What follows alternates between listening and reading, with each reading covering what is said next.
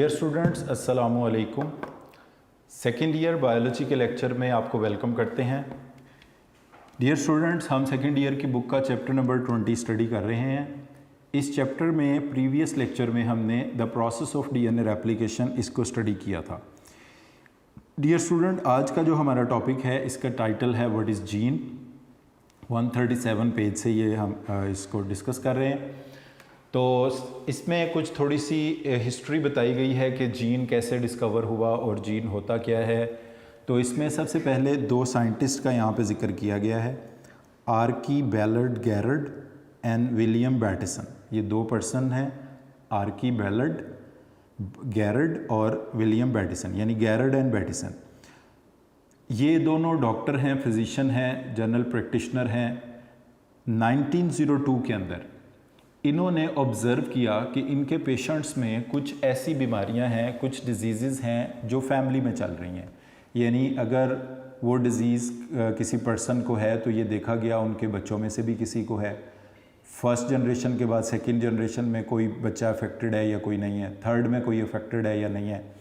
तो यानी इनको ऑब्ज़र्वेशन ये थी कि ये डिजीज़ जो हैं फैमिली में रन कर रही हैं। इसका मतलब ये है कि इन डिजीज़ की जो कॉज है वो हेरिटेबल है। वो बच्चे अगर कोई सफ़रर है वो कहाँ से कॉज इनहेरिट करता है, अपने पेरेंट्स से उसकी कॉज इनहेरिट करता है और आगे अपने ऑफस्प्रिंग में भी पास कर सकता है। और इनका ये कहना था, इनकी ऑब्ज़र्वेशन ये थी कि ये डिजीज़ जो हैं ये मेंडेलियन ट्रेट्स की तरह हैं। मेंडल का जिस तरह लॉ ऑफ सेग्रीगेशन और लॉ ऑफ इंडिपेंडेंट असॉर्टमेंट है, उसमें डोमिनेंट जीन है, रिसेसिव अलील है।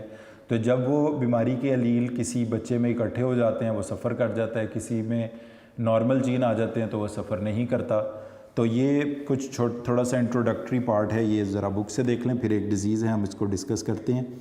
Archie बैलर्ड Garrod and William Bateson concluded in 1902 that certain diseases among their patients were more prevalent मतलब कॉमन है in particular families. By examining several generation, यानी उसने 1, 2, 3, 4, 5 generation उनकी observe की फैमिलीज़ की।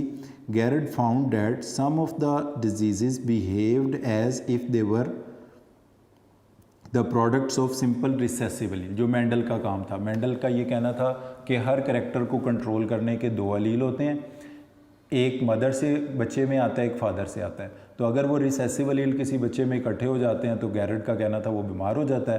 अगर रिसेसिव अलील किसी बच्चे में इकट्ठे नहीं होते तो वो बीमार नहीं होता। इसका मतलब है ये डिजीज़ जो हैं वो फैमिलीज़ में रन कर रही हैं और हेरिडिटी फैक्टर्स इनकी वजह बन रहे हैं। He concluded that these disorders were Mendelian traits and that they had resulted from changes in the heredity information। किसी वजह से हेरिडिटी इन्फॉर्मेशन जो अब हम जानते हैं कि वो डीएनए होता है, उसमें चेंज की वजह से ये एंसेस्टर्स में चेंज आया, वो बच्चों में ट्रांसफ़र हुआ और जब बच्चों में वो रिसेसिव अलील इकट्ठे होते हैं तो वो इससे अफेक्टेड हो जाते हैं। Garrod investigated several of this disorder in detail. उसमें से एक डिसऑर्डर जो हम डिस्कस करने जा रहे हैं वो है एल-कैप्टोन्यूरिया, और इसका शॉर्ट क्वेश्चन भी पूछा जाता है, व्हाट इज़ एल-कैप्टोन्यूरिया। तो एल-कैप्टोन्यूरिया एक ऑटोसोमल डिसऑर्डर है, ऑटोसोमल रिसेसिव ट्रेट है, ऑटोसोमल रिसेसिव ट्रेट है। इसका मतलब है इसके जीन्स ऑटोसोम्स पर मौजूद हैं और वो रिसेसिव हैं, यानी अगर किसी पर्सन में वो 2 रिसेसिव जीन मौजूद होंगे तो वो फिर एल-कैप्टोन्यूरिया से अफेक्टेड होगा।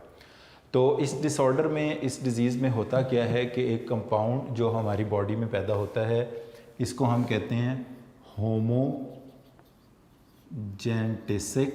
एसिड। ये हमारी बॉडी में एक मेटाबोलाइट के तौर पर पैदा होता है। नॉर्मल पर्सन्स में क्या होता है, नॉर्मल पर्सन्स में एक एंजाइम इसको मेटाबोलाइज कर देता है, इसको तोड़ देता है। इसका मतलब है होमोजेंटिसिक एसिड बॉडी में ख़त्म हो जाता है। और जो पर्सन सफ़र करते हैं from एल-कैप्टोन्यूरिया,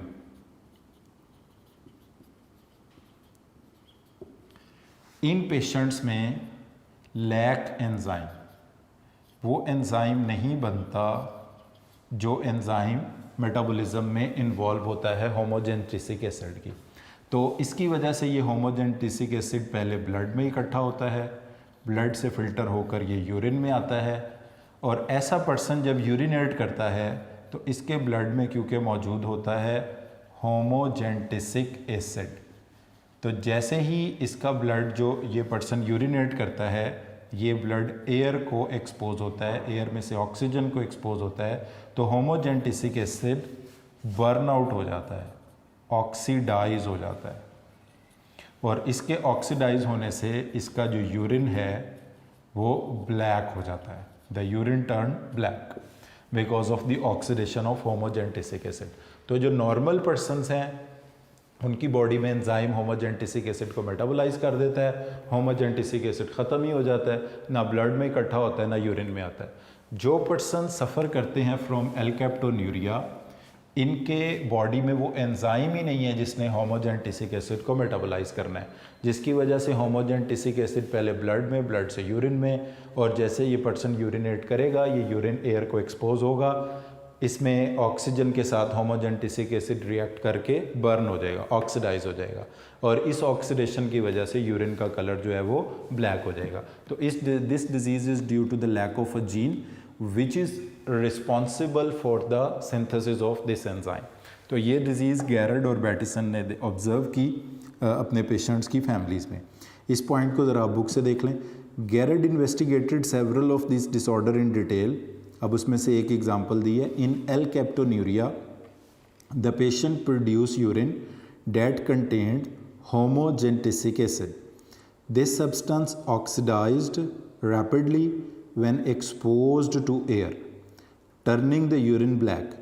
In normal individuals, homogenetic acid is broken down into simple substances, यानी उनकी बॉडी में होमोजेनेटिक एसिड ख़त्म हो जाता है एंजाइम की वजह से, with considerable insight, यानी काफ़ी गौर व फिक्र करने के बाद गैरड concluded that the patient suffering from alkaptonuria lacked the enzyme necessary to catalyze the breakdown of homogenetic acid. He speculated that many of the other inherited diseases might also reflect enzyme deficiency. और भी कई disorder हैं जो enzymes की कमी की वजह से होते हैं। तो अब इनकी इस बात को प्रूव करने के लिए ये पर्सन हैं George Beadle and Edward Tetam. इन्होंने एक्सपेरिमेंट किया 1941 में, और इन्होंने इस एक्सपेरिमेंट से प्रूव किया कि एंजाइम्स जो होते हैं वो वन जीन वन एंजाइम, यानी एक जीन जो है वो एक एंजाइम बनाने का रिस्पॉन्सिबल होता है। तो इस एक्सपेरिमेंट को डियर स्टूडेंट्स अब हम स्टडी करते हैं, मगर इससे पहले इस कॉन्सेप्ट को थोड़ा सा हम डिस्कस कर लें कि what is the concept of one gene one enzyme. Dear students, ये एक हाइपोथेसिस है जिसको कहा जाता है one gene one enzyme. One gene one enzyme. अब बिकॉज एंजाइम्स प्रोटीन होते हैं तो आप वन जीन वन एंजाइम कह सकते हैं या वन प्रोटीन भी कह सकते हैं इसको। और बिकॉज प्रोटीन्स पॉलीपेप्टाइड से मिलके बनते हैं तो आप इसको वन पॉलीपेप्टाइड भी कह सकते हैं। सो इसका मतलब ये है कि one gene is responsible for the making of one enzyme. एक जीन एक एंजाइम बनाने का रिस्पॉन्सिबल है। इसी तरह एक जीन एक प्रोटीन बनाने का रिस्पॉन्सिबल है। एंजाइम प्रोटीन भी हो सकता है, एंजाइम पॉलीपेप्टाइड भी हो सकता है। तो वन जीन वन एंजाइम कह दें एक ही बात है, वन जीन वन प्रोटीन कह दें एक ही बात है, वन जीन वन पॉलीपेप्टाइड कह दें एक ही बात है।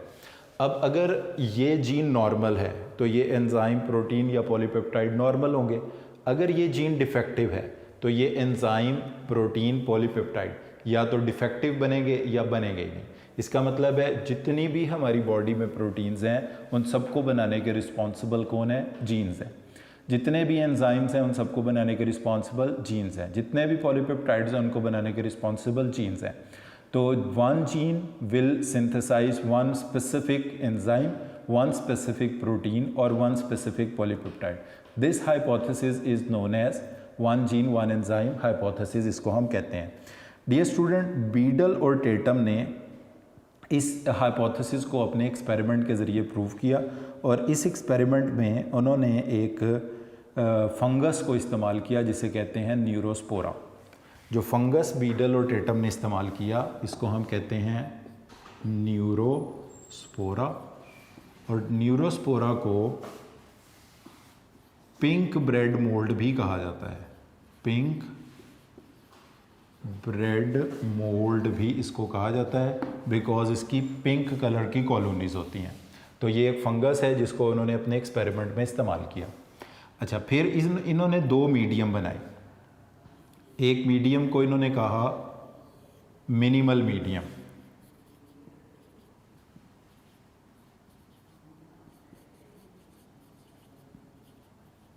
मिनिमल मीडियम का मतलब होता है a medium consist of minimum essential nutrients for growth, minimum essential nutrients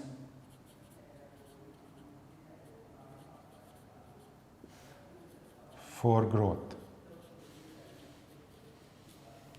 A medium which consists of minimum essential nutrients for growth is known as minimal medium. अब ये यहाँ पर हमारी बुक में बताया गया है कि मिनिमल मीडियम कितनी चीज़ों पर मुश्तमिल था। यानी देखें, अगर कोई ऑर्गेनिज़म जो है वो बिल्कुल सेहतमंद, हेल्दी, नॉर्मल है, उसको ज़िंदा रहने के लिए जो कम से कम न्यूट्रिएंट्स की ज़रूरत है, इन न्यूट्रिएंट्स को कहा जाता है, इन न्यूट्रिएंट्स पर मुश्तमिल मीडियम को कहा जाता है मिनिमल मीडियम। तो बीडल और टेटम ने अपने एक्सपेरिमेंट के लिए जो मिनिमल मीडियम प्रिपेयर किया, ये जिन चीज़ों पर मुश्तमिल था, इसमें sugar, ammonia, salts, few vitamins और पानी, 5 चीज़ें, यानी शुगर, अमोनिया, सॉल्ट्स, वाइटामिन्स और वाटर। तो minimal medium consist of sugar, carbohydrate भी कह सकते हो आप इसे, सॉल्ट्स, वाइटामिन्स, और इसके अलावा इसमें वाटर, और इसमें शुगर, सॉल्ट्स, वाइटामिन्स, वाटर, और इसमें मौजूद है अमोनिया। तो minimal medium consist of minimum essential nutrients for the growth of organism. It consist of sugar, salts, vitamins, water and ammonia. दूसरी तरफ है कंप्लीट ग्रोथ मीडियम। दूसरी तरफ एक मीडियम है, इसको कहा जाता है कंप्लीट ग्रोथ मीडियम। अब इसका मतलब ये है कि मिनिमल मीडियम वो होगा जिसके ऊपर सिर्फ और सिर्फ हेल्दी ऑर्गेनिज्म ग्रो कर सकेगा। कंप्लीट ग्रोथ मीडियम वो होगा जिसके ऊपर हेल्दी ऑर्गेनिज्म तो ग्रो कर ही सकता है, और जिसके ऊपर अगर किसी ऑर्गेनिज्म में कोई डिफेक्ट मौजूद है, कोई चीज़ उसकी बॉडी नहीं बना सकती, वो भी ग्रो कर सकता है। यानी इसका मतलब ये है कि ऐसा न्यूरोस्पोरा जो बिल्कुल 100% हेल्दी है, सेहतमंद है, वो किस पे ग्रो करेगा? मिनिमल मीडियम पे ग्रो करेगा, कंप्लीट मीडियम पे भी ग्रो करेगा। मगर ऐसा न्यूरोस्पोरा जिसका कोई जीन डिफेक्टिव है, जो कोई प्रोडक्ट अपनी बॉडी में ख़ुद नहीं बना सकता, मिनिमल मीडियम उस डिफेक्टिव न्यूरोस्पोरा को वो प्रोडक्ट प्रोवाइड नहीं कर सकता। जबकि कंप्लीट ग्रोथ मीडियम जो है वो तमाम न्यूट्रिएंट्स प्रोवाइड करेगा जो इसेंशियल हैं या नॉन इसेंशियल हैं। देखें, इसमें हमने कहा था minimal medium consist of only essential nutrients for growth, while the complete growth medium consist of both essential as well as non essential. अब इसका मतलब क्या? इसेंशियल मटेरियल वो होते हैं जो हर ऑर्गेनिज्म को अपने एनवायरनमेंट से लेने पड़ते हैं ज़िंदा रहने के लिए, और नॉन इसेंशियल न्यूट्रिएंट्स वो होते हैं जो अपनी वो एनवायरनमेंट से हासिल कर लें तब भी ठीक है, वरना उनकी बॉडी खुद बना सकती है। तो what is the difference between complete growth medium and minimal medium? अब ये आपने याद रखना है। Complete growth medium consist of both essential and non essential nutrients, while the minimal medium consists of only essential nutrients for the growth of living organism। और दूसरा difference ये होगा, only the healthy organism can grow on the minimal medium। mutant defective gene वाले organism they cannot grow on minimal medium, while in complete growth medium all type of organisms can grow। जिनके पास healthy genes हैं वो भी grow कर सकते हैं, जिनके पास defective genes हैं वो भी grow कर सकते हैं। अब dear students, ये बेसिक टर्म्स पढ़ने के बाद मैं एक दफ़ा फिर आपको बता दूं, one gene is responsible for making of one enzyme, one protein और वन पॉलीपेप्टाइड चेन। इस हाइपोथेसिस को बीडल और टेटम ने अपने एक्सपेरिमेंट से प्रूव किया। उन्होंने एक्सपेरिमेंट के लिए जिस ऑर्गेनिज्म को यूज़ किया इसका नाम है न्यूरोस्पोरा। ये एक फंगस है, पिंक कलर के इसके स्पोर्स हैं, इसलिए इसको पिंक ब्रेड मोल्ड भी कहा जाता है। दो किस्म के मीडिया यहाँ पर यूज़ किए गए, minimal medium which consist of minimum essential nutrients for the growth of living organism, इसको कहते हैं minimal medium. It consist of sugar, salts, vitamin, water and ammonia. दूसरा मीडियम जो है इसे कहते हैं complete growth medium which consist of all types of nutrient whether they are essential और नॉन इसेंशियल। अब इसेंशियल नॉन इसेंशियल का फ़र्क क्या है? वो न्यूट्रिएंट्स जो लिविंग ऑर्गेनिज्म की बॉडी में बन सकते हैं उनको कहते हैं, उनको खुराक में खाने की ज़रूरत नहीं है, एनवायरनमेंट से लेने की ज़रूरत नहीं है, उनको कहते हैं नॉन इसेंशियल। जो लिविंग ऑर्गेनिज्म अपनी बॉडी में नहीं बना सकते, जो डेफिनेटली उन्होंने एनवायरनमेंट से हासिल करने हैं ज़िंदा रहने के लिए, उन्हें कहते हैं इसेंशियल न्यूट्रिएंट्स।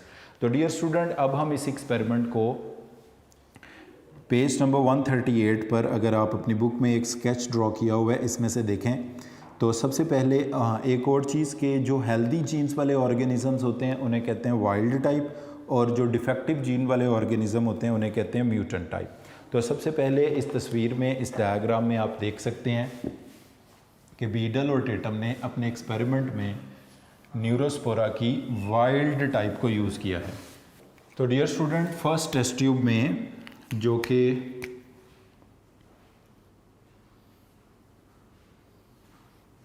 इसमें जो न्यूरोस्पोरा है इसको कहा गया है वाइल्ड टाइप ऑफ न्यूरोस्पोरा। इसका मतलब है ये वो न्यूरोस्पोरा है जिनके पास तमाम जीन्स हेल्दी हैं, तमाम जीन्स नॉर्मल हैं, और इनको जिस डिफाइंड मीडिया के ऊपर इनकी ग्रोथ शो की गई है वो मीडियम आप देख सकते हैं मिनिमल मीडियम है। This medium is minimal medium. अब डियर स्टूडेंट्स, यहाँ से इनके कुछ स्पोर्स लिए गए हैं, न्यूरोस्पोरा के स्पोर्स, और इनके ऊपर बम्बार्ड की गई हैं एक्सरेज। एक्सरेज जो हैं ये कॉज करती हैं म्यूटेशन। म्यूटेशन का मतलब होता है चेंज इन डीएनए, यानी एक्सरे से एक्सपोज होने के बाद ये स्पोर्स बन जाएंगे म्यूटेंट टाइप। ये नॉर्मल हेल्दी जीन्स वाले वाइल्ड टाइप नहीं रहेंगे, बल्कि इनके जीन्स में किसी ना किसी पॉइंट पर, किसी ना किसी जगह पर चेंज आया होगा, और ये स्पोर्स लिए गए हैं एसेक्सुअल। एसेक्सुअल इसलिए कि इनका जेनेटिक मेकअप वैसा ही हो जैसा इस वाइल्ड टाइप का था। तो इनको एक्सरे से एक्सपोज किया। एक्सरे से एक्सपोज करने के बाद एक्सपेक्ट ये किया कि एक्सरे एक म्यूटाजिन है, और इसने कहीं ना, या अल्ट्रावायलेट, इसने कहीं ना कहीं इसके अंदर चेंज पैदा किया है, और उस चेंज के नतीजे में ये वाइल्ड टाइप से कन्वर्ट होके म्यूटेंट टाइप बन गया है, और इसको फिर ट्रांसफ़र किया है एक ऐसे मीडियम पर, इन स्पोर्स को, जिसके अंदर कंप्लीट ग्रोथ मीडियम है। It is a complete growth medium. अच्छा, कंप्लीट ग्रोथ मीडियम हम पढ़ चुके हैं कि वो मुश्तमिल होता है किस पर? इसेंशियल नॉन इसेंशियल दोनों पर। तो इसके ऊपर इन स्पोर्स के ज़रिए जो न्यूरोस्पोरा ग्रो किया है, इस न्यूरोस्पोरा को कहेंगे it is a mutant type of Neurospora. अब इस न्यूरोस्पोरा को इस म्यूटेंट टाइप से यहाँ से ट्रांसफ़र किया गया है to a minimal medium. Minimal medium हम पहले पढ़ चुके हैं, which consist of minimum essential nutrients, और इस मिनिमल मीडियम पर इसको ट्रांसफ़र करने से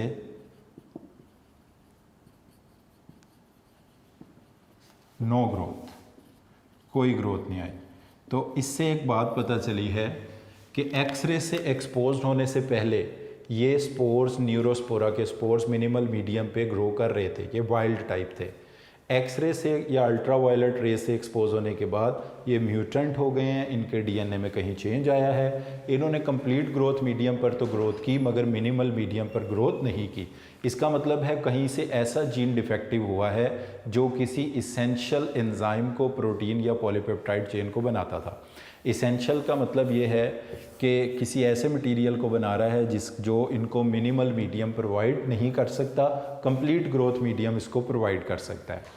तो अब ये पता चलाने के लिए कि किस मटेरियल की डेफिशिएंसी हुई है, अब इस स्केच को ज़रा आप लोग बुक से देखें।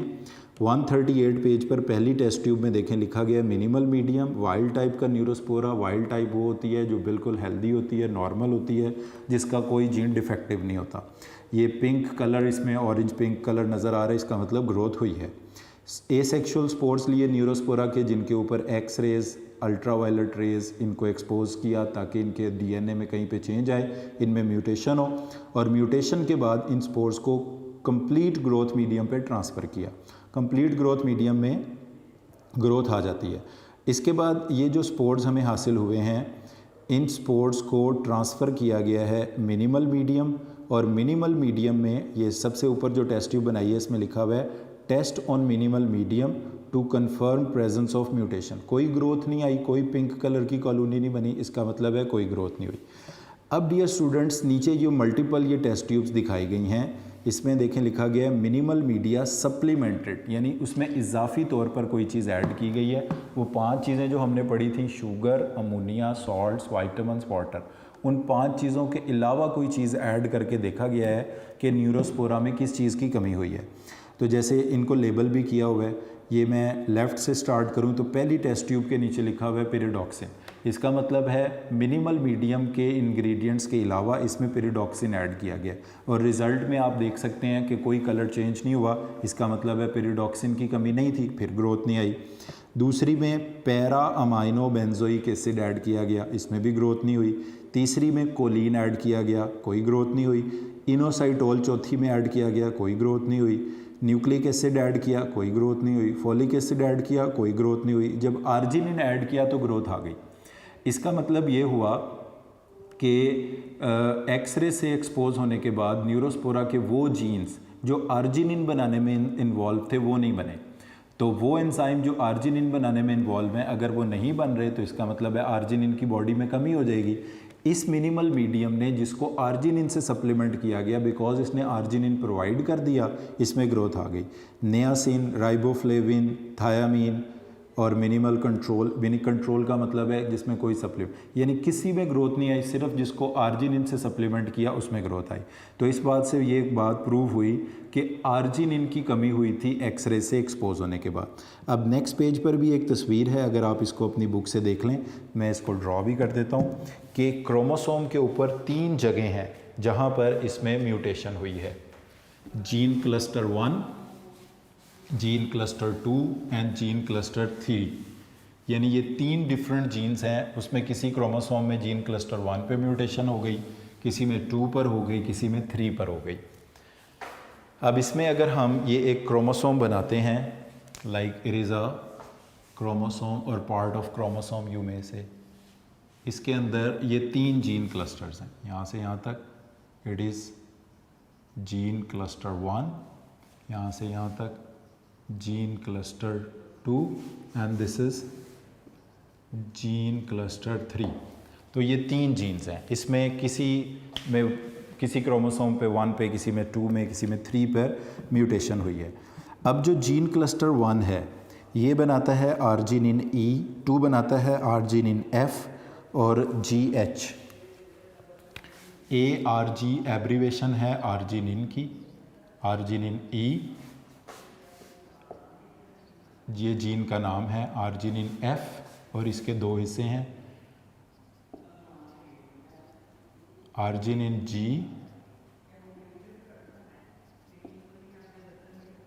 और आर्जिनिन H। अब आर्जिनिन E की वजह से जो एंजाइम बनता है आप इस तस्वीर में देख सकते हैं, इसको कहते हैं एंजाइम E, F, G और H। एंजाइम E,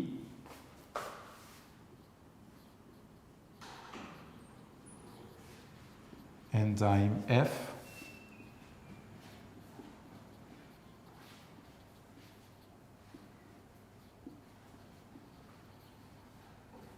और H, ये 4 एंजाइम्स हैं।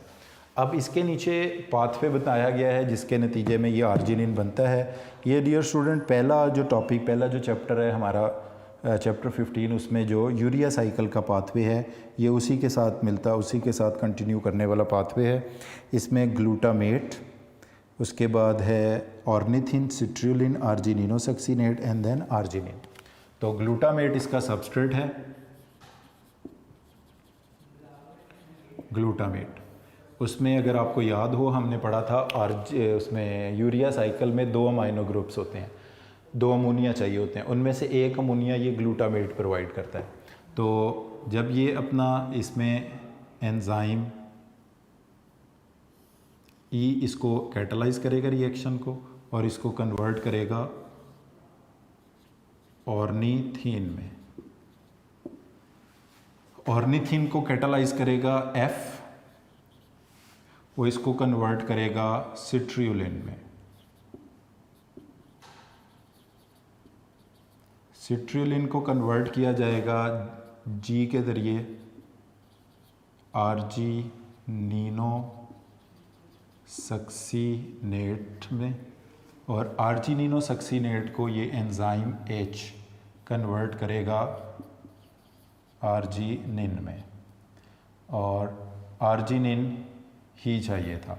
अब देखें अगर जीन क्लस्टर 1 में म्यूटेशन हुई तो ये रिएक्शन इधर रुक जाएगा, ऑर्निथिन ही नहीं बनेगा।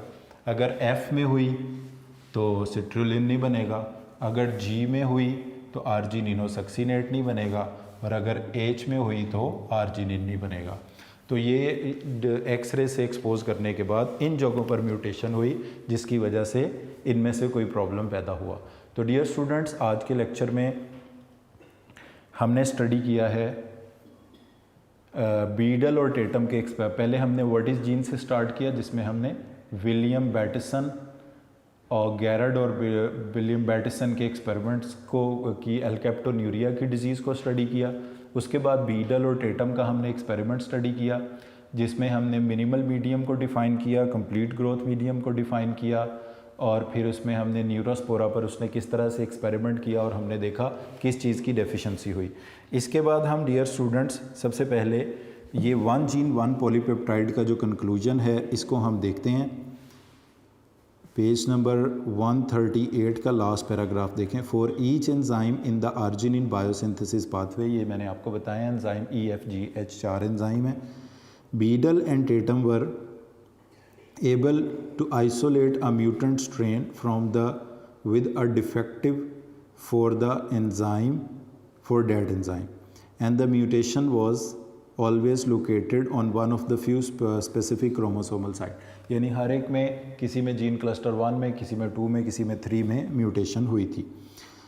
Most importantly they found there was a different site for each enzyme, यानी हर एंजाइम की E की साइट और है, F की और है, G की और है, H की और है, यानी हर एंजाइम के लिए क्रोमोसोम के ऊपर अलग-अलग जीन्स, अलग-अलग साइट्स मौजूद हैं।